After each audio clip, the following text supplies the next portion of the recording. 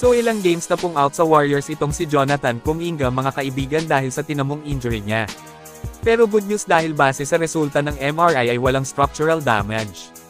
Na ayon sa report ay pinapabalik practice na siya sa Warriors last Sunday pa para sa paghahanda sana sa laban kontra Utah Jazz. Ngunit si Kuminga na nga daw po mismo ang umayaw, sa madaling sabi ayaw na ni JK maglaro sa GSW.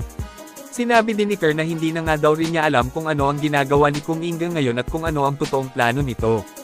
Mukhang nawalan ulit ng gana dahil binaba na naman siya sa bench kasi mas okay nga din ngayon ang nilalaro ni Moses Moody.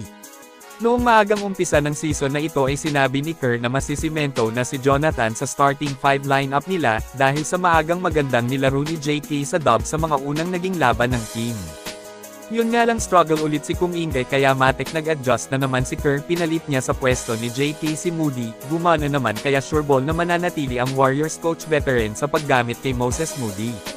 Magandang desisyon na priority talaga ang manlalaro na mas mainit para mabibigyan ng grupo ng maraming panalo sa mga laban. Ngayon dahil sa balitang ito ay naaamoy na naman natin na posibleng mati-trade talaga si Kuminga ngayong season mga kaibigan.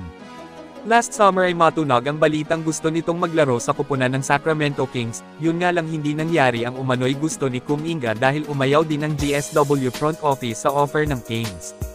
Kung saan si Malik Monk ang gusto nilang ibigay kapalit kay JK. Ilang NBA insider ang nakaamoy na gusto ng Warriors kunin si Domantas Sabonis. Ngayon dito papasok ang sariwang storya galing kay Evan Sidery, isang legit NBA insider ang trade ideya para kay Jonathan Kuminga papuntang Sacramento.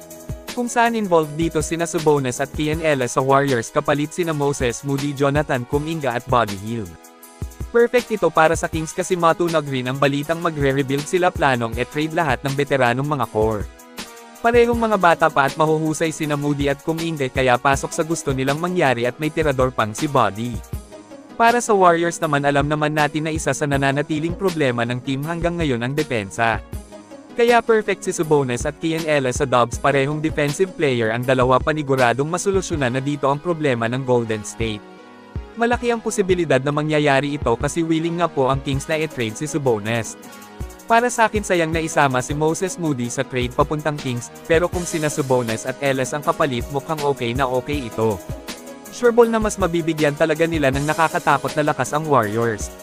Pero kayo mga kaibigan, ano ang masasabi nyo tungkol sa trade ideya na ito galing kay Evan Sidery? I-comment lang po yan sa ibaba at akin pong babasahin yan. Bago tayo magtapos ay sipatin muna natin kung papaano ni-lockdown ni Kian Ellis noon si Stephen Curry.